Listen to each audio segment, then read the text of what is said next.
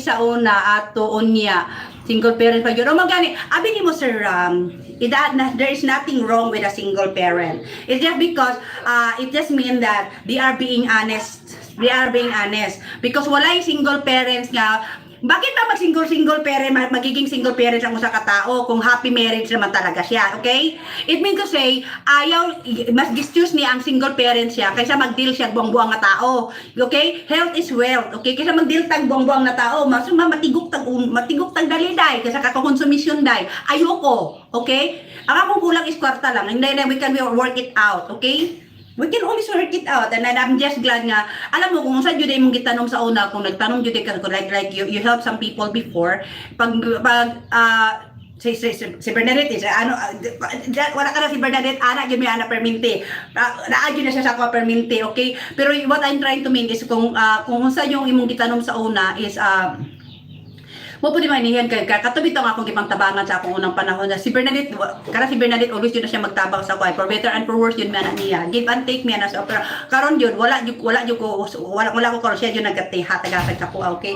Pero atong mga panahon sa una katong ako, okay, nako gipang tabangan ng mga tao kana sila karon kusa na sila mo tabang kaya kanang akong manghod wala siya kay balong nga siya nang pinakabarat. Pero asawa siya, nag-offer siya sa ako last year nga dito ra daw kuno ko sa balay sa compare. So biyaan ako niya akong balay dire for in exchange of 10,000 peso. Then dito niya pa public ang akong mga anak. Dito, tagalan ko yung 10,000 peso. Tapos unya all around made mas 1 month para kay ko sa mo ano na pertinan akong lusyangan, nagbitay na akong naong. Inana ko siyang because dili sila manglihok kay because they always expect me to do everything. Kahit alas 7 na sa gabi gikan pa ko sa akong auntie nga katong namatay. Wa jud sila nagluto, ako'y naluy sa akong mga anak kaya mapas mo na ko alam pag uli na ko alas 7 sa gabi, wa jud naglingkod-lingkod ra sila tanan. Kay ako jud ilang ipaluto dai, ako'y pa-prepare na panihapon. Nakaana ko di ko kay imong 10,000 peso mamak, di lang 10,000 peso ang akong kinahanglan kada bulan para mabuhi mi. Okay? I have a house here, 10,000 peso. Kanya mag-adto dito magkasakit ko 1 month pagay ko dito ha, kalipong-lipong nako. Lipong-lipong nako sa amo mismong balay. Nya nag-offer na mong dato nga igsuon daw nga tagano ko niya 10,000 peso kada bulan. Ha? Tagano ko niya 10,000 peso kada bulan nya i-public pa gyud niya akong mga anak. Nya kani akong mga anak kay mga anak man niong mga maldito, anak ni sila maldito, anak ni sila spoiled na tao ilang papa. Oh, kung kani siya sila ma-influensyahan, dali rin yung kaniyan ma-influensyahan kung imo ning i-public karon nga mga karon nga elementary pa sila.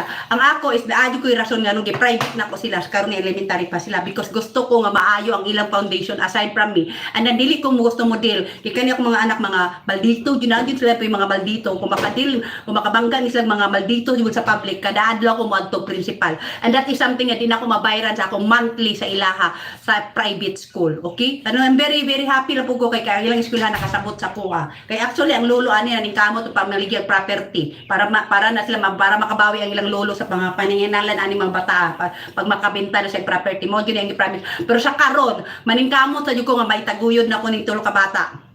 Okay? Not really. Dili jud ko magpahawak og tao nga kanang tao bitong hawakan ka for a little money. Dili ko eh. Kaya karon pa lugar ko nga nagdako kong pobre, nagdako kong naningkamot sa akong kinabuhiday, nakaabot kong ani nga nagkaroon kong mga inani nga bagay, inani akong kinabuhi naningkamot ko sa akong sarili. At the same time kung grasyahan ko mutabang kog tao pero di na ako naginaisip. Di pa riyan ang isa diyan mo. Nihatag lagi 500, nihatag og 1,000 pero ang ba day di ka ganahan tawat sa 500 day.